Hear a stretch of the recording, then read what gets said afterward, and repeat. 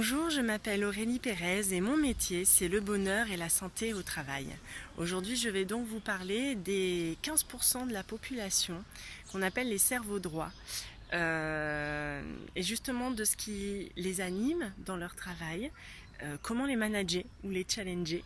Et vous, si vous êtes à l'écoute cerveau droit, comment vous fonctionnez pour pouvoir être heureux durablement.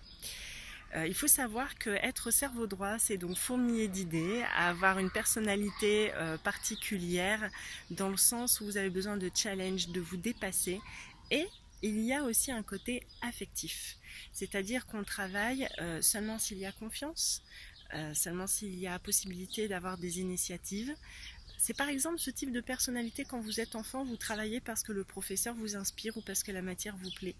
Ce n'est pas un caprice, c'est vraiment un mode de fonctionnement. Vous avez besoin de trouver du sens, de l'intérêt et un lien humain avec la personne qui vous l'enseigne ou qui vous manage, tout simplement. Donc, comment les rendre heureux au travail, ces 15%, parce que c'est une minorité parfois incomprise par le monde des cerveaux gauches. Eh bien, il faut leur donner des challenges à relever. Comme dirait Christelle Petit-Colin dans ses livres Je pense trop et je pense mieux, les cerveaux droits ont un cerveau qui mouline à longueur de temps. Donc il ne faut surtout pas les mettre en situation où ils auraient moins de travail. Ils sont toujours un petit peu en surcroît d'activité. Ce n'est pas grave tant que ça ne vire pas non plus au burn-out, hein, on est bien d'accord. Petit surcroît de travail ne veut pas dire être dépassé à longueur de temps. Leur donner des initiatives, leur laisser prendre la liberté sur certaines choses, leur faire confiance, c'est ce qui les motivera. Ils ont aussi parfois des problèmes relationnels, tout simplement parce que justement ils pensent différemment. Il est donc important quand c'est comme ça de communiquer, c'est vrai, mais vous savez aussi parfois que communiquer ne veut pas dire se comprendre, au moins on essaie. Ça c'est important et ils seront heureux qu'un pas ait été fait vers eux, même si finalement on ne s'est pas compris. Respecter la différence aussi, donc on a communiqué, on a essayé, on ne s'est pas compris, se remettre sur l'objectif de l'entreprise, du projet commun.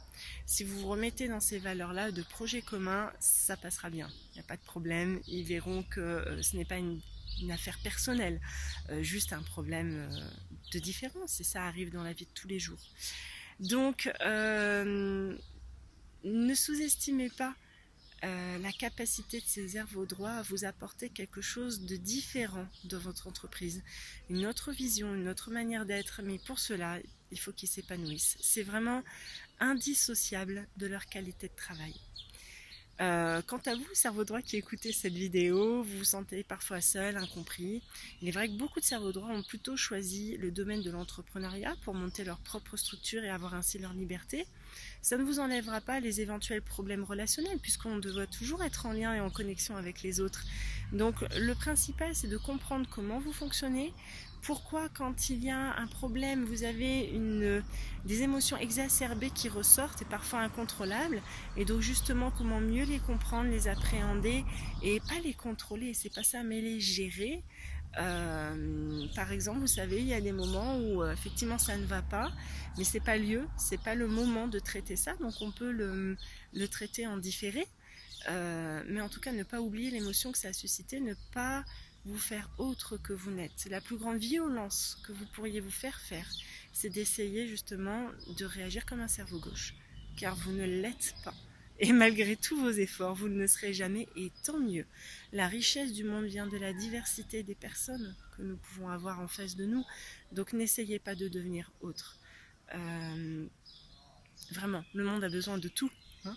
C'est vraiment cette phrase sage, il faut de tout pour faire un monde, qu'il faut retenir.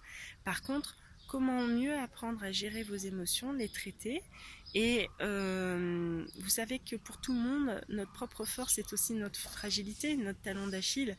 Votre émotivité, qui peut parfois donc être exacerbée, c'est aussi votre force pour cerner les gens, cerner les projets, les failles, construire. Donc ne vous en départissez pas, s'il vous plaît. Voilà. Si vous voulez plus de renseignements sur le bonheur au travail, aujourd'hui c'était le thème des cerveaux droits, mais il y en aura d'autres que je vais traiter sur cette chaîne. N'hésitez pas, venez consulter régulièrement la chaîne et à bientôt. Bonne journée à tous.